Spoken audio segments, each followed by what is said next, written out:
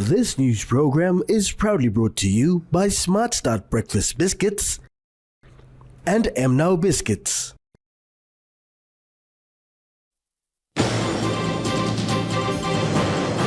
Prime Minister Marape issues warning to hired gunmen. PNG Trade Union urges parliamentarians to put country first. And first gold bar poured are appreciated.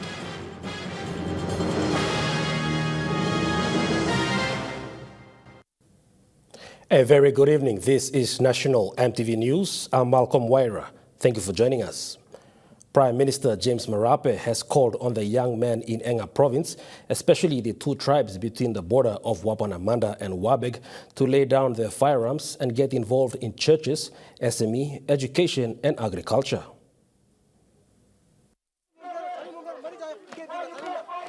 Following the ongoing tribal fight in Enga province, Prime Minister Marape was appealing to the tribesmen in Wapenamanda not to involve in tribal fight but to take part in other activities.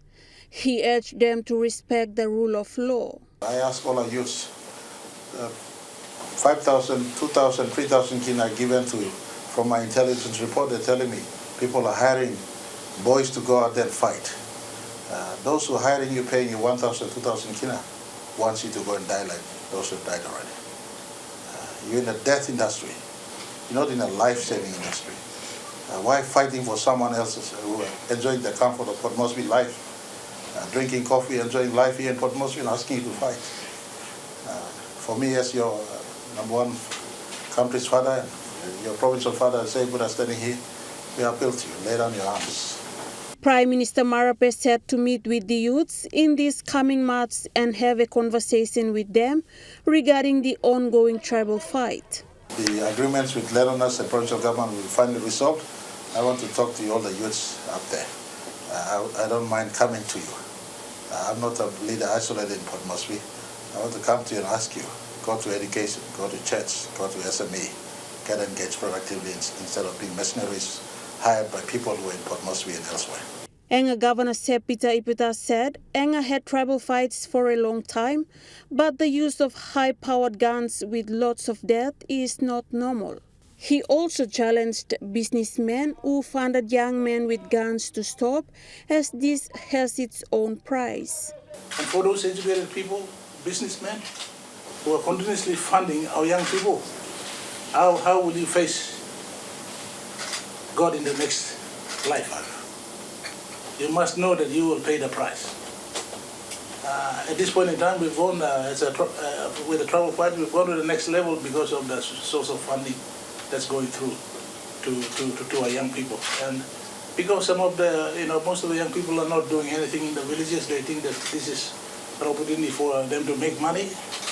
And when they go to the battlefield, they think that they will kill the other brothers. But at the end of the day, Esther Gane, National EMTV News. A memorial ceremony was held by the Papua New Guinea Forest Authority to commemorate the passing of PNG's founding father and first and longest-serving Prime Minister, late Grand Chief Sir Michael Thomas Somare.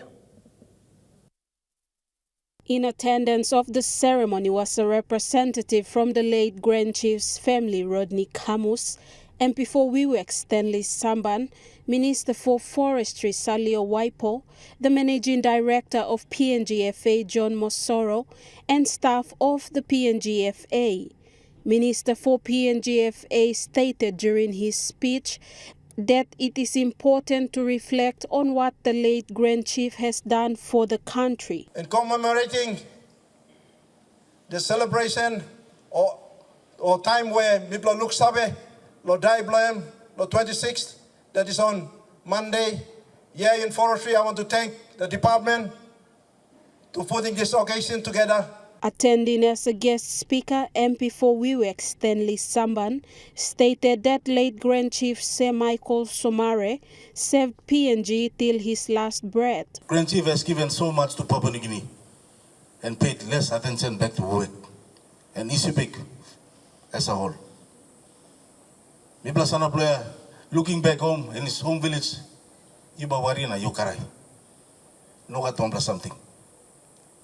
It's about 10 to 15 meters of land. And left, lo people blame lo murik. On the other side, Solwara, backside, and Mangro. All the schools in Mr. Nawokim blame deteriorated. 8 posts, health centers, classroom, nothing until to date. So it is more fair and fitting. So what's happened blom black and looks away.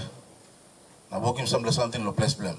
Apart from his role as the Prime Minister, the late Grand Chief led international talks which progressed forestry and climate change initiatives and is the patron of Red Plus for PNG. I want to make it a special memory for us in forestry to get our late Grand Chief, to be recognized in the forestry sector as well as in the natural resource sector in this country.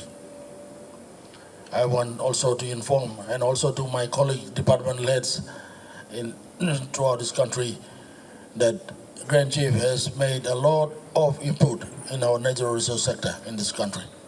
Late Grand Chief Sir Michael Somare leaves a heartwarming legacy of government and leadership for PNG. Francisca Anania, National EMTV News. Meanwhile, during the PNG FA commemoration ceremony, a close family member of late Grand Chief Sir Michael Somare revealed that the late Grand Chief had 5 dreams of his death a year before his passing. 5 nights, I'm dreaming or 5 plus dreaming. That was a year before his own death. First dreaming, I'm dreaming long. He saw the soldiers lining up in the parade. And then they asked him to go out and address the parade. So I browsed him over the something like body blame, and he walked out. People come again. Second night, the school children were singing the national anthem, raising the flag, and they want him to go out and sing with them. The third night, we were in a plane, in New Guinea. I'm dreaming Kirapna. He walked out to go and tell the pilots to warm up the plane. It's too cold in here. The fourth night, mitala kamata blo house na. I'm dreaming that he came up to the house and fight with the mama na broke him over something in the house. Lo house na. Me talking more line house. Watch him. If he dreams again tonight, you tell me in the morning. So the night I'm dreaming to go to the all the crowd lo Papua New Guinea all go line the front of the house. So me talking about picnic blongan. Something is wrong with the old man. We better check on him. Now, I must drink plenty marasina and dream on him. So 1 year later, we went back to the same room. When they drag him back to the same room, I know he's going. I'm looking piniso. I'm going now. Prime Minister James Marape has confirmed that government is looking at other options to address the fuel crisis in PNG. But the only impediment now is the fuel storage facility.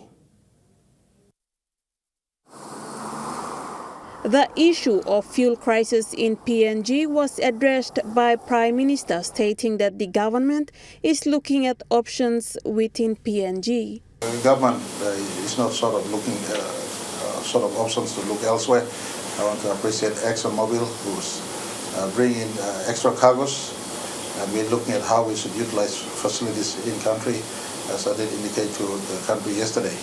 The Essential Services Act, if need be, state will deploy the use of provisions under Essential Services Act for us to ensure we are able to store fuels to keep our airlines and keep our motor vehicles and our machineries running. So he stated that Puma can't be blamed as it has been constricted by the availability of forex. Prime Minister said Kina Bank has indicated a possibility of continuing the Puma account and had a discussion with Central Bank as to how to maintain supply to Puma. I want to apologize that we've tasked Minister Kua a year ago and his team to get to work on this one. Unfortunately, no concrete progress has been made in this one. Without casting politics into the conversation, but reality is no alternate solution has been found up till this time. As Minister for Petroleum Energy, then he was tasked. He left office with no concrete recommendations to us. He highlighted that the government is currently working with Kina Bank.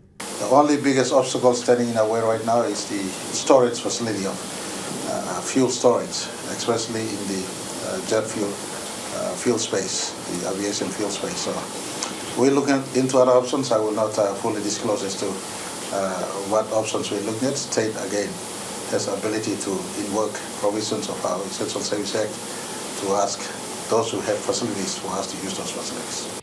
Esther Gane, National EMTV News. Following the first gold bar production, which took place yesterday at the Porgera gold mine after the mine restarted its operations late last year, Governor for Enga Province, Sir Peter Ipatas, commended the Prime Minister for successfully completing negotiations.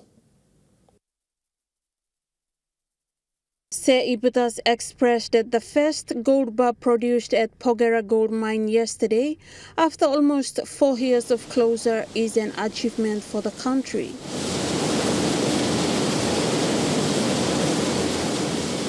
He stressed that his people has the confidence that Porgera will be reopened, regardless of all the negative comments so far. For us as a provincial government and the people of Enga, we've been keeping quiet. We always knew that the Prime Minister and the government would deliver a better outcome for us. So we had trust, so we were not in the politics of criticizing government. It was always other Papua New Guineans, other interested people who have talked about the loss of business, loss of opportunities in this country. Yeah. But having served as governor for the last 27 years, from my perspective, from my position, you would understand the Enga's call. Basically, we were the ones who wanted greater benefit out of the mine. So, it was timely that there was a change of government, and the Prime Minister, the Honourable James Marape, has to go on the fight for us, and we are happy. And finally, I think the people of Enga will appreciate it, Prime Minister. Prime Minister also stated that new Porgera will create opportunity like never before. In the new Porgera that is coming up, we're building education institutions in Enga Province. We're building education institutions in Porgera. We're resettling life in Porgera. We want Enga to come to life. Marape confirmed that after this Porgera gold bar production, their next step is to look at Wafi Golpu mine. Esther Gane, National EMTV News. National EMTV News continues after the break. Stay with us.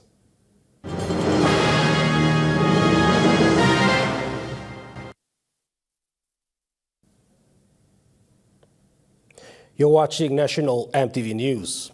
In an exclusive interview with PNG Trade Union regarding the motion of vote of no confidence bill to be tabled in Parliament, leaders of several workers' unions are urging the government and all members of Parliament to always represent the interests of the people and propose policies that reflect this.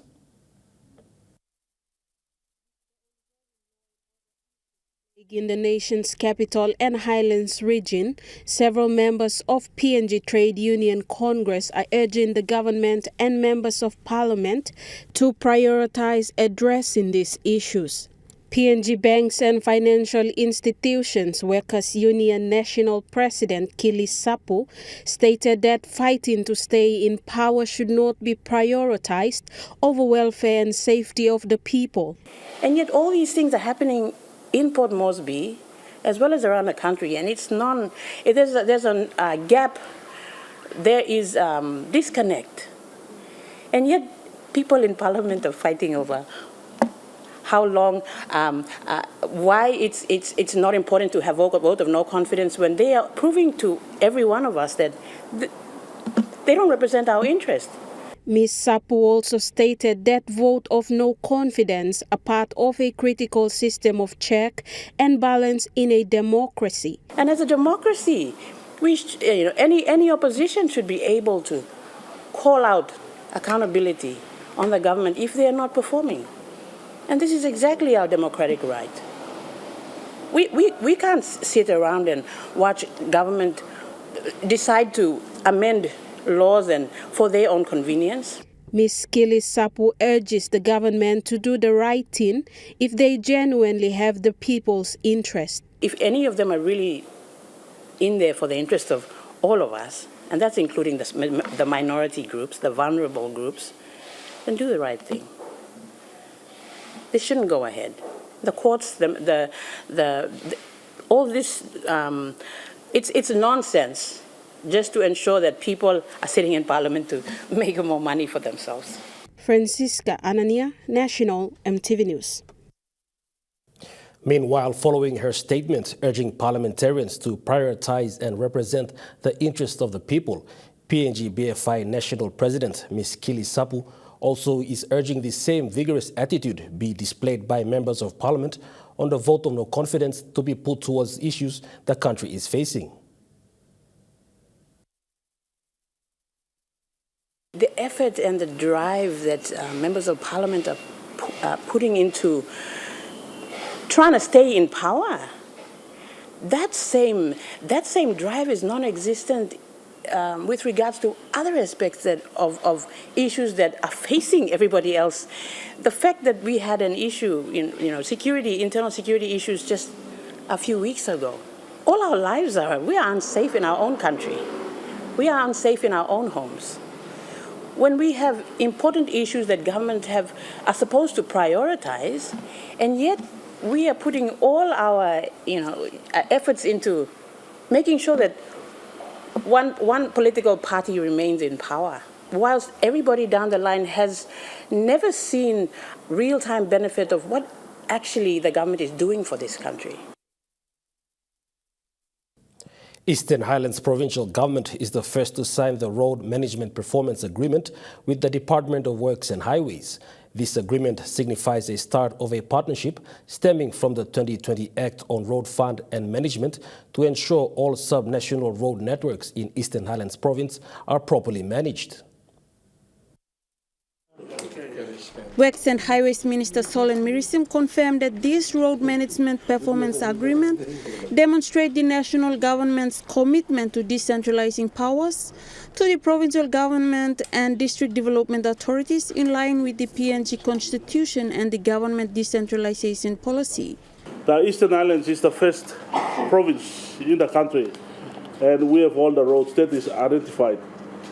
For Eastern Highlands, about 4 or 5 roads that will be under Connect PNG.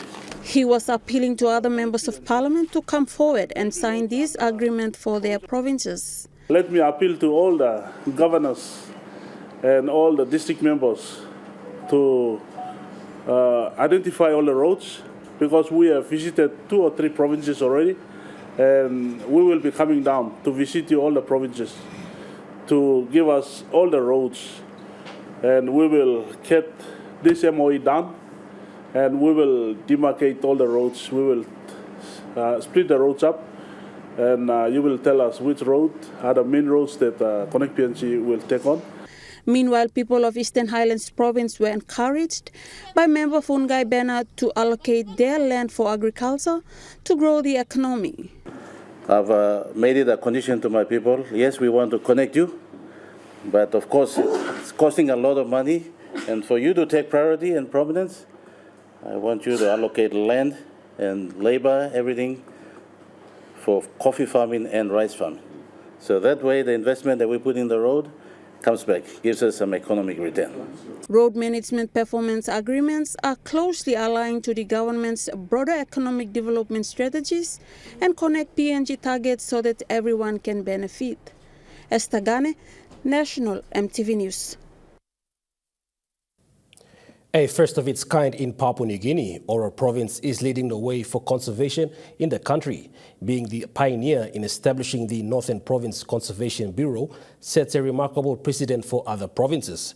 This is in line with safeguarding natural resources and promoting sustainable development as enshrined under Goal number 4 of the National Goals and Directive Principles of the Constitution.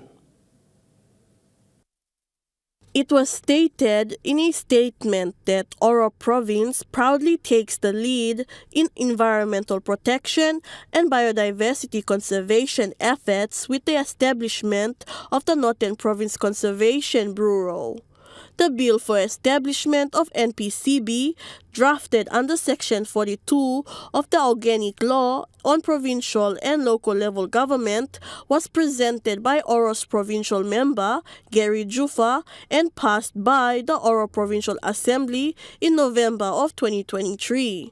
The Northern Province is renowned for its diverse ecosystems, including lush forest, pristine lakes, breathtaking mountain ranges, and a restricted population of the world's largest butterfly, Queen Alexandra bedwing butterfly, which is endemic to the province. In recognition of the importance of these natural treasures, the NPCB will work tirelessly to ensure their preservation and sustainable use. By implementing effective conservation strategies as the Bureau aims to maintain the ecological balance, protect endangered species, and safeguard the region's natural heritage. Furthermore, the NPCB will collaborate with local communities, businesses, and government agencies to develop and implement sustainable development initiatives. By promoting ecotourism, renewable energy projects, and responsible land use practices, as the Bureau aims to strike a balance between economic growth and environmental protection. Claire Mauta, National EMTV News. Aitape town in West Sepik province recently saw the installation of 1,050 solar panels to generate 780 kilowatt solar power supply to help reduce diesel reliance and enable clean and reliable power for public use. Nearing its completion phase, the Aitape solar farm is now undergoing a 14-day trial stage, which began on Wednesday, the 21st of this month, and will continue until the 14 days is lapsed. The 16.6 million kina hybrid solar power systems project under the PNG OST partnership program through OZ is scheduled to be launched early next month. Aitape District Development Authority has acknowledged the Australian government for the initiative and partnership in helping PNG Power Limited to provide reliable power source to the people of Aitape. Deputy Governor for New Ireland Province and Chairman of Fisheries Committee, Sammy Missen, announced the outcome of the selection of the successful bidder and investor, PNG FJ Enterprise Limited, recently at its meeting with the Provincial Executive Council for the project of the New Ireland fishery. The fishery will undergo a major redevelopment to tap into its vast tuna and fisheries resources. In a statement, Chairman Missen informed that the Provincial Executive Council that 4 reputable companies had applied through the Fisheries Committee and underwent a vigorous screening process. After meeting all the requirements, PNG FJ Enterprises Limited was selected with a clear objective to revamp the fishery industry in New Ireland in a joint venture business partnership with the government business arm, New Ireland Development Cooperation. Missen further elaborated that this joint venture will provide an open and robust market and source of income for fishermen across New Ireland Province and an overseas market approved by PEC. Under the new joint venture, business approved by PEC, NIDC will secure 20% free equity in the shareholding and an option to acquire another 10% in the future. Mr. Missen said PNG-FJ Joint Venture Company will lease the inshore fishery processing facility in KVN for 6 months and thereafter review the lease agreements subject to performance and market indicators. Chairman Missen further stated that they have confidence in the investor because it has shown initial commitment and has the financial resources and capacity to venture into the fisheries business. Claire Mauta, National EMTV News. National EMTV News continues after the break. Stay with us.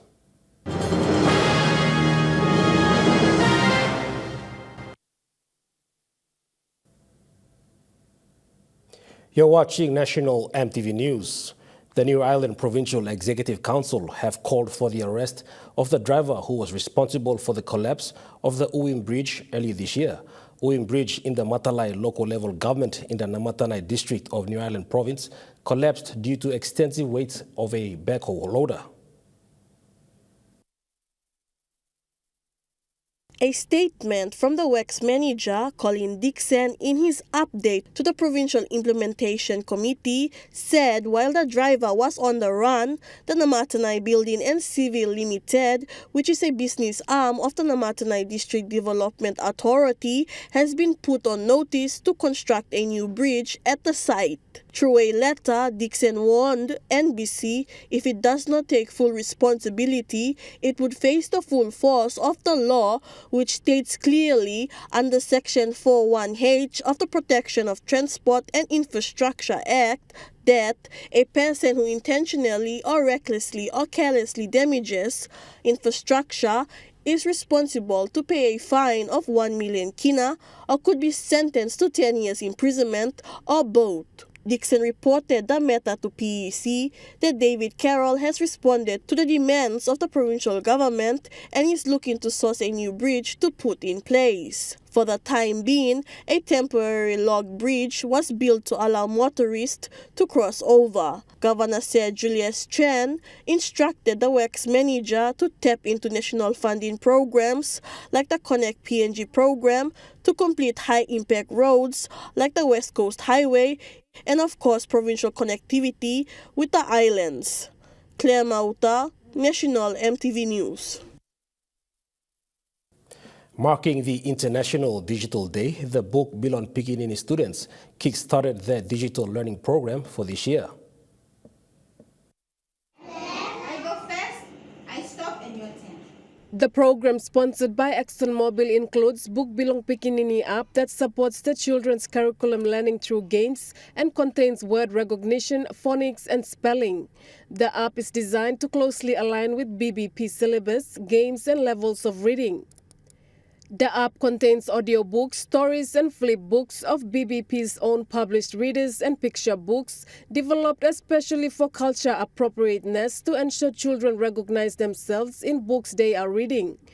All contents in the app and tablets are vetted and created by BBP to guarantee children's safety, which allows them to develop good digital skills, carefully guided by BBP's teachers. In addition to early childhood digital learning programs, BBP has a website developed to support its teachers with their digital skills to enable them to use online learning platforms and internet as part of their digital skills. Malinta Yopolo, National EMTV News. With the aim to link council wards throughout the district by roads towards the end of 2027, the Wabeg District Development Authority reports the nearing completion of the Wabeg-Layagam shortcut route. The Sopas-Yoganda-Layagam Road project is one of a total of 18 road projects built by the DDA since 2018 that is nearing completion anytime this year. Wabeg Open MP and Health Minister Dr. Lino Tom expressed commitment to ensure this vital road is completed and accessible to the people. The MP stressed that this road is part of the Wabeg Rural Road Network Program that DDA is building with their infrastructure grants.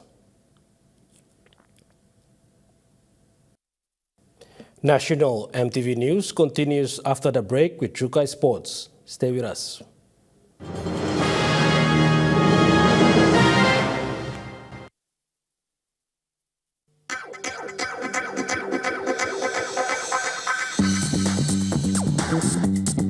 Chukai Sports.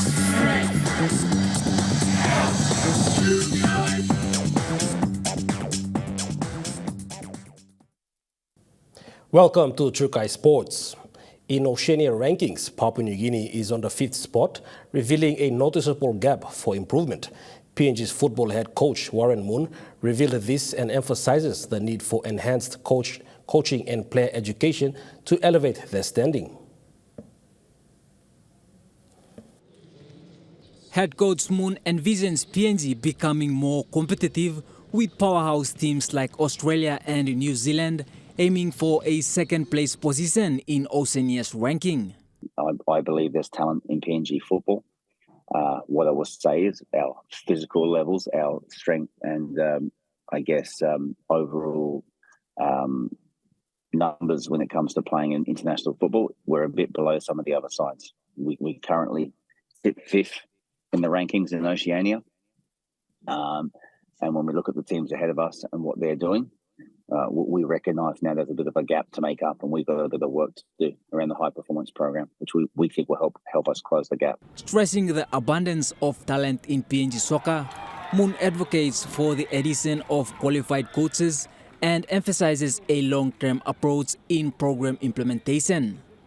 One thing I can see from 1963 to now, there hasn't been something in place that's allowed us to take the next step. And the next step for us is not just to slightly improve the rankings and beat sides around us. The next step is to push on and be more competitive and get to second spot in the Oceania rankings, and then be more competitive against New Zealand. Because ultimately, what we want to do is try and qualify PNG for a World Cup. And to do that, realistically, we're going to need a planning period of up to 10 years. Confident in the team's growth from the past experiences, Moon is optimistic about the future improvements. James Guken, Trukai Sports. Today at the Bissini Diamond Softball Pit, the women's softball B-grade qualifying match between Cebu and Bears unfolded.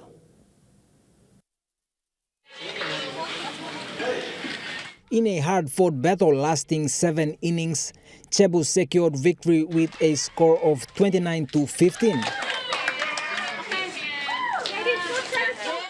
Despite the loss, the opposing Bears remains in contention, awaiting the outcome of the second qualifier match to compete in the grand final in the B-grade for third or fourth placing.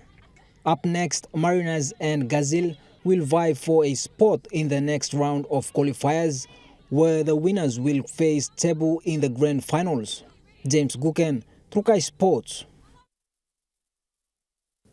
Additionally, the Port Moresby Women's Softball Association President Ian Sowani gave an update on the women's softball matches today. We delayed for another 2 weeks, and I think we started return back to playing about 3 weeks ago. So we've got 7 clubs playing basically, but some of them do not have B-grade teams, so we had only 4 B-grade teams. So that basically meant that we had to speed up the comp. So we had played 2 weekends of double headers, last weekend and previous weekend for the A grade. So we can bring them up to finish all the games, so we can have the finals today. So today is the quarterfinals. We have the top 4 playing. So out of 7 clubs in the A grade, the top 4, basically Bears finish on top as minor premiers, Saints second, United Sisters, our champions, third, and Gazelle fourth. For the B grade, we've got Bears on top again as minor premiers, Cebu was second, Gazelle third, and Mariners fourth. Yeah, so it's first versus second for the major semi, and minor semi, the do or die is the third versus fourth. So third and fourth for the B grade game is currently the one playing, Gazelle versus Mariners. And A grade, B grade major semi was between Bears and Cebu in the morning. Cebu has now won and has advanced to the B grade grand final. The Gerehu Rugby League competition today held its final matches at the Gerehu Oval in Port Moresby. Teams competed for top positions to secure a spot in the grand finals.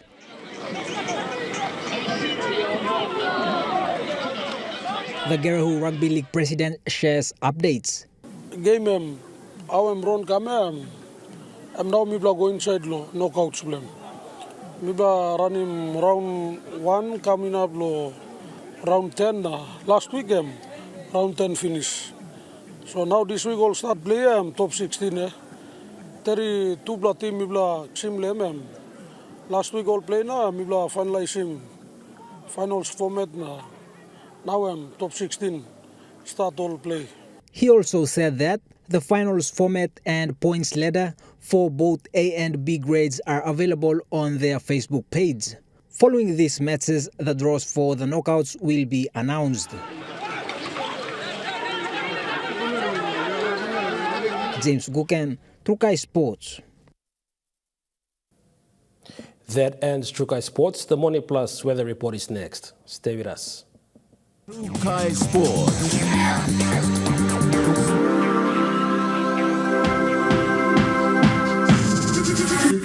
True Kai Sports.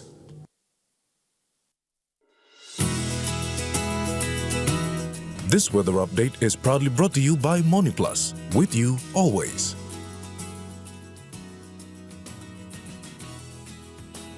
The weather forecast for the next 24 hours for the southern region: Port Moresby City, possible patchy rain; Daru, few showers; Kerama, few showers; Alotau and Port Modeta, few overnight showers.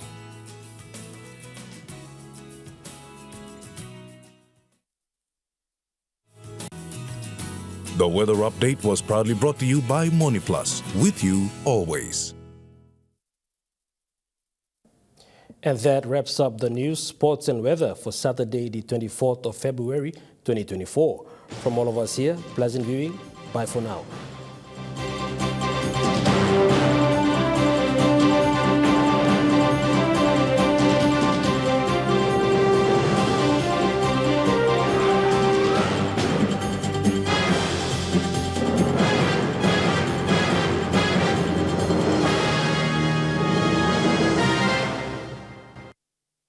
This news program was proudly brought to you by Smart Start Breakfast Biscuits and Gold Nuggets.